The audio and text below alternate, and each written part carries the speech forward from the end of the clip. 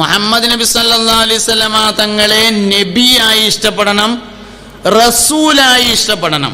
അത് രണ്ടും രണ്ടാണ്. നബിയായിട്ട് ഇഷ്ടപ്പെടുക എന്നുള്ളത് വേറെയാണ്, റസൂലായിട്ട് ഇഷ്ടപ്പെടുക എന്നുള്ളത് വേറെയാണ്. റസൂലായിട്ട് ഇഷ്ടപ്പെടണം. മുഹമ്മദ് നബി എൻ്റെ നബിയാണ്. ഏത് മുഹമ്മദ് നബി?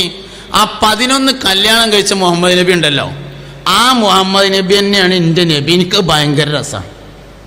അത് ഇഷ്ടം തോന്നുന്നുണ്ടോ, ഈമാൻ്റെ രസം കിട്ടും. അതിൽ ഇഷ്ടം തോന്നുന്ന ഒരാൾക്ക് മുഹമ്മദ് നബി സല്ലല്ലാഹു അലൈഹി വസല്ലമ തങ്ങൾ നമ്മുടെ നബിയായതിൽ നമുക്ക് ഇഷ്ടം തോന്നണം. മലയാളത്തിൽ ഒരു പ്രസിദ്ധീകരണത്തിൽ മുമ്പൊരു ചോദ്യം ഉണ്ടായിരുന്നു, പല്ലിയെ കൊല്ലണം എന്ന് ഹദീസിൽ പറഞ്ഞിട്ടുണ്ടെന്ന് കേൾക്കുന്നു, അത് ശരിയാണോ എന്നാണ് ചോദ്യം. പല്ലിയെ കൊല്ലണമെന്ന് ഹദീസിൽ പറഞ്ഞതായി കേൾക്കുന്നുണ്ട്, അത് ശരിയാണോ എന്ന് ചോദ്യം.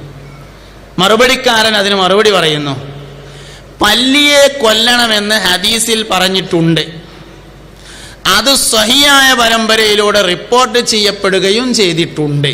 പക്ഷേ ഖുർആൻ മുന്നോട്ട് വെക്കുന്ന മാനുഷിക സങ്കല്പങ്ങൾക്ക് അത് വിരുദ്ധമായി തോന്നുന്നു എന്ന് പറഞ്ഞാൽ എന്താ അർത്ഥം? മുഹമ്മദ് നബി റസൂലായതിൽ ഇഷ്ടമല്ല. ഒരു ഉദാഹരണം ഞാൻ പറഞ്ഞതാണ്. ഇൽമിൽ വെച്ച് ഏറ്റവും വലിയ ഇൽമ റിസാലത്തിന്റെ ഇൽമാണ്, അതിൻ്റെ അപ്പുറം ഒന്നും പോവില്ല. വിവരങ്ങളിൽ വെച്ച് ഏറ്റവും വലിയ വിവരം വഹയിന്റെ ഇൽമാണ്, റിസാലത്തിന്റെ ഇൽമാണ്. റിസാലത്തിന്റെ ഇൽമിലുണ്ട് പല്ലിയെ കൊല്ലണമെന്ന്, അത് സ്വഹിയായ പരമ്പരയിലൂടെ റിപ്പോർട്ട് ചെയ്യപ്പെടുകയും ചെയ്തിട്ടുണ്ട്. പക്ഷേ തന്നെ പറഞ്ഞാൽ മതി, അതിന്റെ ബാക്കി പറയണ്ട. ആ പക്ഷിയോട് കൂടെ തന്നെ ആള് പുറത്തായി. ആ പക്ഷന്റെ ഒരു പ്രശ്നമല്ലോ. കാരണം റിസാലത്തിന്റെ ഇൽമ് തന്നെ അത്രയും പ്രധാനപ്പെട്ടതാണ്. മുഹമ്മദ് നബി നിന്റെ റസൂലായതിൽ നിനക്ക് ഇഷ്ടമുണ്ടോ? ഈമാന്റെ രസം കിട്ടും, അല്ലെങ്കിൽ ഈമാന്റെ രസം ഉണ്ടാവില്ല. പ്രധാനപ്പെട്ട വിഷയം.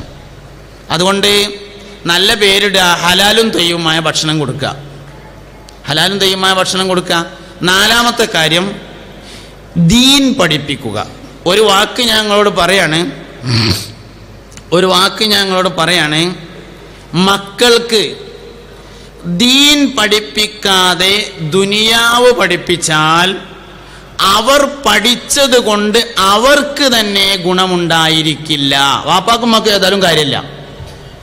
ഓര് പഠിച്ചതുകൊണ്ട് ഓർക്ക് എന്തെങ്കിലും ഒരു കാര്യം കിട്ടണ്ടേ, അതും ഉണ്ടാവില്ല ദീൻ പഠിപ്പിക്കാതെ ദുനിയാവ് പഠിപ്പിച്ചാൽ. അതുകൊണ്ട് മക്കൾക്ക് ദീൻ പഠിപ്പിക്കുക എന്നത് പ്രധാനപ്പെട്ട കാര്യമാണ്. പഠിപ്പിച്ചാൽ പോരാ, പരിശീലിപ്പിക്കുക കൂടി വേണം. ദീനീ വിദ്യാഭ്യാസം എന്ന് പറഞ്ഞാൽ മുസ്ലിമായി ജീവിക്കാൻ പഠിപ്പിക്കുക എന്നല്ല, മുസ്ലിമായി ജീവിക്കാൻ പരിശീലിപ്പിക്കുക എന്നാണ് മതവിദ്യാഭ്യാസം. മതവിദ്യാഭ്യാസം എന്ന് പറഞ്ഞാൽ